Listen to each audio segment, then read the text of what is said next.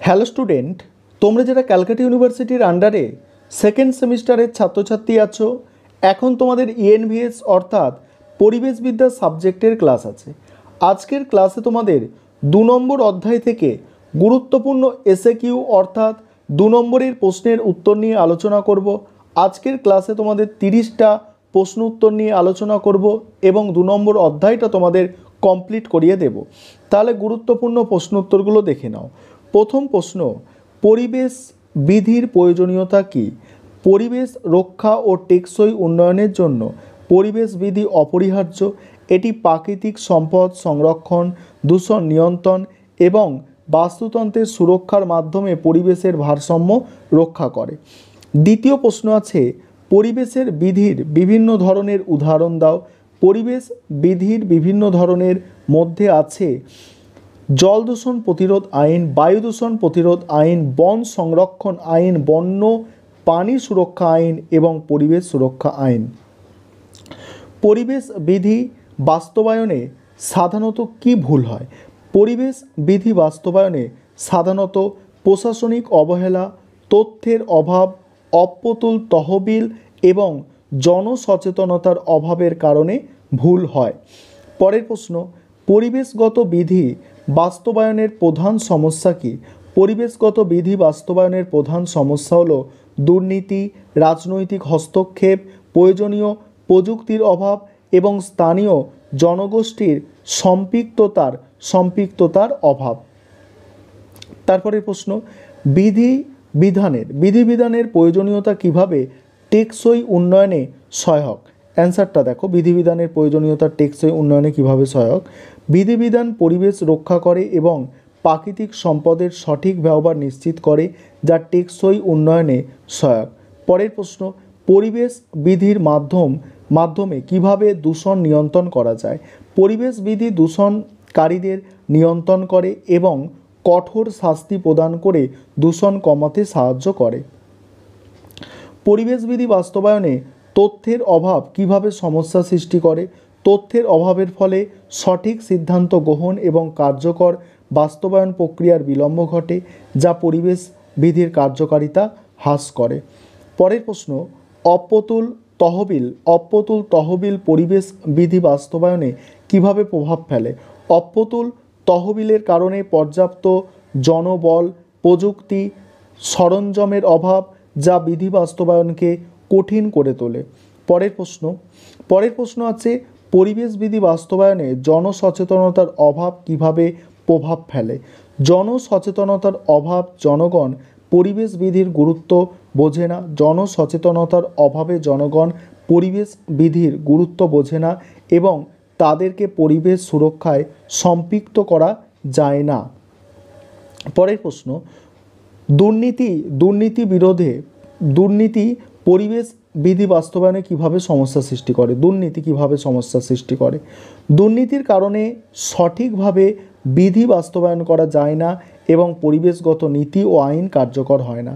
বন্যপ্রাণী সংরক্ষণ আইন কি 1972 খ্রিস্টাব্দে গৃহীত। এই আইনটি ভারতে বন্যপ্রাণী সংরক্ষণ এবং তাদের আবাসস্থল এর জন্য প্রণীত হয়। পরের প্রশ্ন উত্তরগুলো আলোচনা করব, তার আগে যে বিষয়টা বলার আছে তোমাদের জন্য স্টাডি মেটেরিয়াল তৈরি করা হয়েছে। তোমরা যদি কেউ স্টাডি মেটেরিয়াল পারচেস করতে চাও, সেক্ষেত্রে তোমরা 400 টাকা দিয়ে স্টাডি মেটেরিয়াল পারচেস করতে পারো। স্টাডি মেটেরিয়াল পারচেস করার জন্য তোমরা এই নম্বরে যোগাযোগ করবে 912300005218। এই নম্বরে তোমরা যোগাযোগ করবে যারা স্টাডি মেটেরিয়াল পারচেস করতে চাও। পরের প্রশ্ন যেটা আছে, বন সংরক্ষণ আইন কি? বন সংরক্ষণ আইন 1980 সালে এই আইনটি বনভূমি রক্ষা এবং অবৈধ বন উচ্ছেদ প্রতিরোধে প্রণীত হয়। পরের প্রশ্ন, জল দূষণ প্রতিরোধ ও নিয়ন্ত্রণ আইন কি? 1974 সালে প্রণীত এই আইনটি ভারতে জলস্রোতের দূষণ নিয়ন্ত্রণ এবং পানীয় জলের গুণমান রক্ষার জন্য গৃহীত হয়।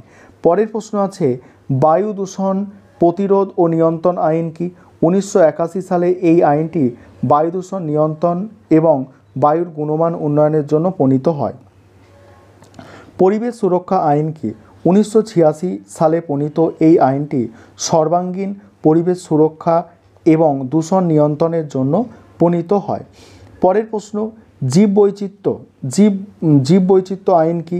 2000 সালে প্রণীত এই আইনটি ভারতের জীববৈচিত্র্য সংরক্ষণ এবং টেকসই ব্যবহারের জন্য প্রণীত হয়। পরের প্রশ্ন, বন্যপ্রাণী সংরক্ষণ আইনের প্রধান উদ্দেশ্য কি? বন্যপ্রাণী সংরক্ষণ আইনের প্রধান উদ্দেশ্য কি?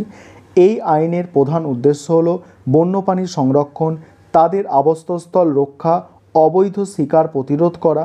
পরের প্রশ্ন, বন সংরক্ষণ আইনের মাধ্যমে কিভাবে বনভূমি রক্ষা করা হয়? বন সংরক্ষণ আইনের মাধ্যমে বনভূমি রক্ষা করা হয় অবৈধ বন উচ্ছেদ প্রতিরোধ এবং বনায়ন কার্যক্রম বাস্তবায়ন করে। পরের প্রশ্ন, জল দূষণ প্রতিরোধ আইনের মাধ্যমে কিভাবে জলস্রোত রক্ষা করা হয়? এই আইনের মাধ্যমে কারখানা ও অন্যান্য দূষণকারীদের ওপরে কঠোর নিয়ন্ত্রণ আরোপ করা হয় যাতে জলস্রোত রক্ষা করা যায়। পরের প্রশ্ন, বায়ু দূষণ প্রতিরোধ আইনের মাধ্যমে কিভাবে বায়ুর গুণমান উন্নত করা যায়?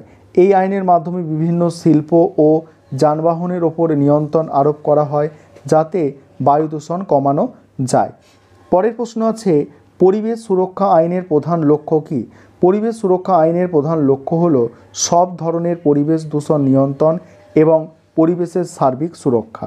পরের প্রশ্ন, জীববৈচিত্র্য সংরক্ষণ আইনের মাধ্যমে জীববৈচিত্র্য কীভাবে রক্ষা করা হয়? অ্যান্সারটা দেখো, এই আইনের মাধ্যমে স্থানীয় প্রজাতি ও তাদের বাসস্থান রক্ষা করা হয় এবং জীববৈচিত্র্যের টেকসই ব্যবহার নিশ্চিত করা হয়। পরের প্রশ্ন, বন্যপ্রাণী সংরক্ষণ আইনের প্রভাব কী?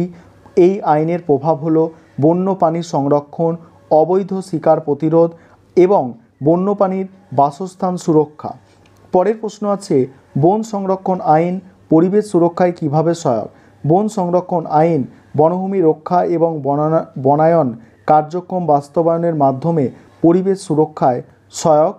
পরের প্রশ্ন, জল দূষণ নিয়ন্ত্রণ আইনের মাধ্যমে জল সংরক্ষণ কিভাবে সম্ভব? কারখানার বর্জ্য নিষ্কাশন নিয়ন্ত্রণ করে এবং দূষণকারী উপাদান নিষ্কাশন কমিয়ে জল সংরক্ষণ সম্ভব। পরের প্রশ্ন, বায়ু দূষণ নিয়ন্ত্রণ আইন পরিবেশের জন্য কতটা গুরুত্বপূর্ণ? এই আইন বায়ুর গুণমান উন্নয়ন এবং জনস্বাস্থ্যের সুরক্ষার জন্য অত্যন্ত গুরুত্বপূর্ণ। পরের প্রশ্ন আছে, পরিবেশ সুরক্ষা আইনের মাধ্যমে কিভাবে দূষণ নিয়ন্ত্রণ করা যায়? কঠোর শাস্তি প্রদান এবং দূষণকারীদের নিয়ন্ত্রণের মাধ্যমে পরিবেশ সুরক্ষা আইন দূষণ নিয়ন্ত্রণে সহায়ক। পরের প্রশ্ন দেখো, জীববৈচিত্র্য আইন টেকসই উন্নয়নের জন্য কতটা গুরুত্বপূর্ণ? জীববৈচিত্র্য আইন টেকসই উন্নয়নের জন্য কতটা গুরুত্বপূর্ণ দেখো, জীববৈচিত্র্য আইন জীববৈচিত্র্যের সুরক্ষা এবং টেকসই ব্যবহার নিশ্চিত করে যা টেকসই উন্নয়নের জন্য গুরুত্বপূর্ণ। মন্ট্রিক প্রোটোকল কি?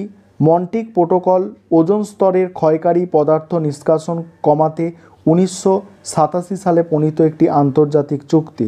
কিয়োটো প্রোটোকল কি? কিয়োটো প্রোটোকল হলো 1997 সালে গৃহীত একটি আন্তর্জাতিক চুক্তি যা গ্রিনহাউস গ্যাস নির্গমন কমাতে বিভিন্ন দেশকে বাধ্যবাধকতা দেয়। এই ছিল তোমাদের আজকে দ্বিতীয় অধ্যায় থেকে গুরুত্বপূর্ণ 30টি 2 নম্বরের প্রশ্ন উত্তর।